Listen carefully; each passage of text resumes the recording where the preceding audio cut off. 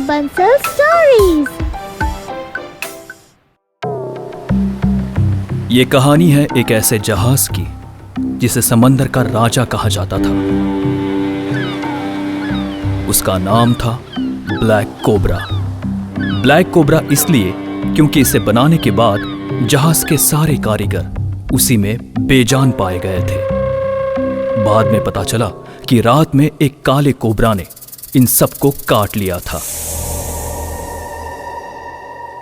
उसी के नाम पर लोगों ने जहाज का नाम रख दिया। यह जहाज इतना मजबूत था कि पिछले 100 सालों से इससे काम लिया जा रहा था।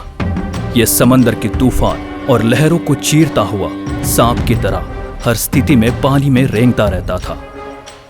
इससे भारत से श्रीलंका यात्रियों के अलावा व्यापार के लिए रुई भी ले जाई जाती थी। मिस्टर व्योम की नई नई पोस्टिंग इस जहाज पर बतौर कैप्टन हुई थी। आज रात वो पहली बार इस जहाज को चलाने वाले थे। ठीक 8 बजे व्योम अपने कैबिन में पहुंचा और जहाज को स्टार्ट किया। ब्लैक कोबरा जहाज अंधेरे को चीरता हुआ समंदर के सीने पर रेंगने लगा। जहाज के अंदर कुछ लोग खाना खा रहे थे तो कुछ लोग खिड़की से बाहर का नजारा देख रहे थे। खास करके बच्चे बहुत उत्सुक थे, सिवाय 10 साल के रॉकी के। उसने अपने दादाजी से इस जहाज की भूतिया कहानी सुन रखी थी। और ब्लैक कोबरा जहाज के भूतों को ये श्राप है कि 100 साल में बस एक बार उन्हें उत्पात मचाने का मौका मिलेगा। और वो 100 साल कब पूरे होंगे? ये तो नहीं पता कि कब पूरे होंगे, लेकिन जब भी पूरे होंगे उस रात को पूरे चांद की रात होगी। समंदर चांदी की तरह चमकने लगेगा। आसमान में मंगल ग्रह गर्म लोहे की तरह लाल हो जाएगा और सप्तऋषि तारों में से एक तारा गायब हो जाएगा। इसका मतलब आज की रात सारे भूत जागने वाले हैं। तभी रॉकी को किसी के कुछ निगलने की आवाज सुनाई दी। वो दौड़कर जहाज के किनारे पर पहुंचा। उसने देखा कि सामने से एक बड़ी मछली तैरती हुई आ रही थी। अचानक से जहाज का बड़ा सा मुंह खुला। मुंह में से एक जीभ निकली और मछली को लपेटकर अंदर ले गई। ये देखकर रॉकी डर गया। वो भागता भागता कैप्टन के कैबिन में पहुंचा। तुम यहाँ क्या कर रहे हो? तुम्हारे माँ बाप कहाँ हैं? मुझे आपको कुछ बताना है। क्या बताना चाहते हो? आज रात इस जहाज के सारे भूत जागने वाले हैं। यहाँ तक कि ये जहाज भी एक भूत है। मैंने इसे एक बड़ी सी व्हेल मछली निकलते हुए देखा। देखो बच्चे, ये सिर्फ एक कहानी है। विशु, इस बच्चे को बर्थ तक छोड़ के आओ। रॉकी कहता ही रह गया, लेकिन उसकी बात सुनने को व्योम तैयार ही नहीं था। रॉकी को उसके बर्थ पर पहुंचा दिया गया, लेकिन उसके दिमाग में अभी भी वही नजारे थे। रॉकी के दिमाग में एक बार फिर से दादाजी की बातें घूमने लगी। तो दादाजी, क्या इन्हें हराया नहीं जा सकता है? जहाज के भूतों से सबको सिर्फ एक ही आदमी बचा सकता है, और वो है इस जहाज का सबसे पहला कैप्टन और इंजीनियर सरदार विक्रम, जो इसी जहाज के किसी तहखाने में कई सालों से बंद है। दादाजी की बताई उन कहानियों को रॉकी भी सिर्फ कहानी ही मानता, अगर उसे आज ये इशारे ना दिखे होते।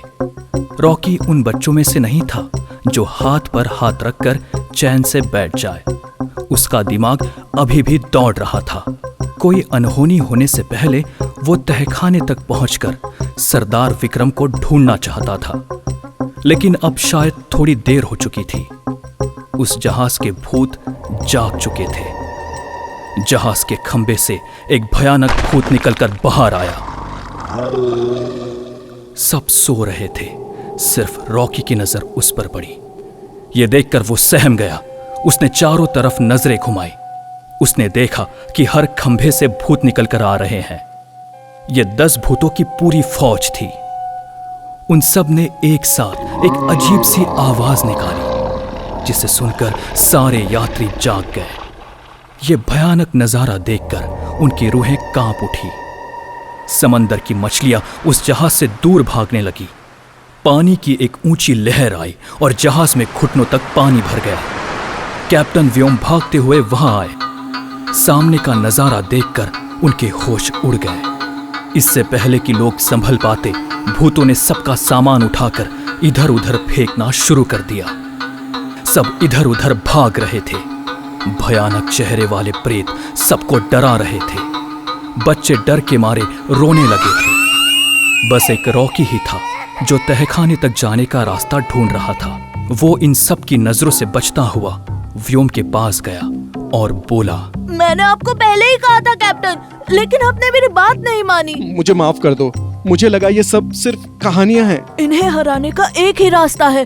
इस जहाज के तहखाने में इसे बनाने वाले इंजीनियर और जहाज के पहले कैप्टन सरदार विक्रम कैद है।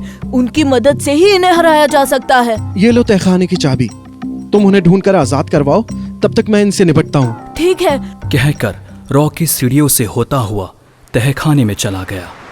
इधर जहाज में पानी भरने की वजह से रुई गीली हो गई थी, जिससे जहाज का वजन बढ़ने लगा।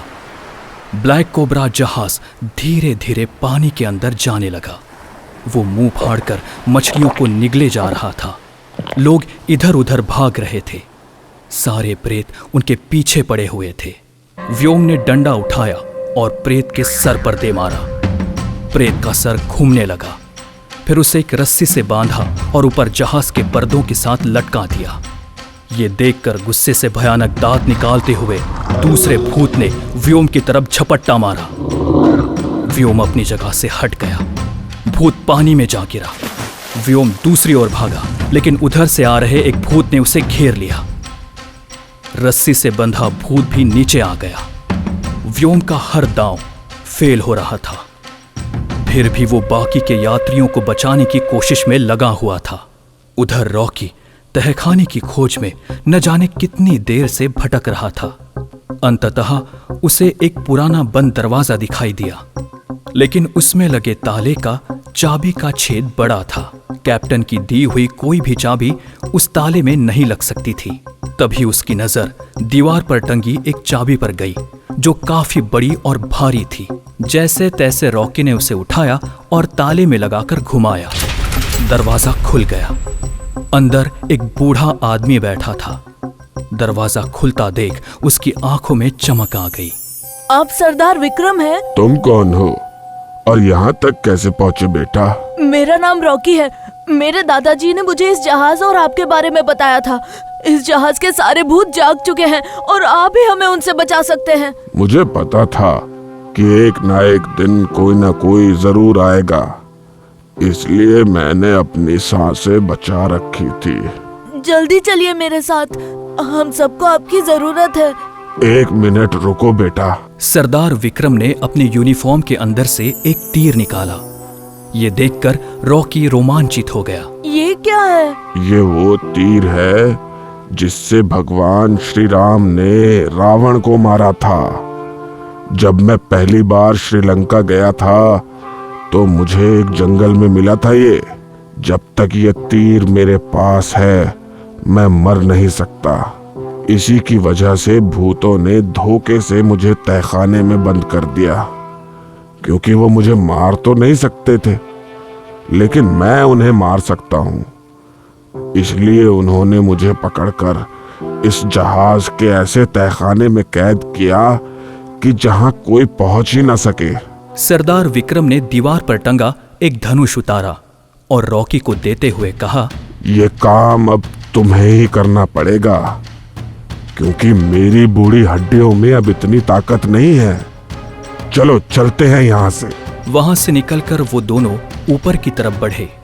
ऊपर भूतों ने सब यात्रियों को एक रस्सी में बांधकर चारों तरफ से घेर लिया था।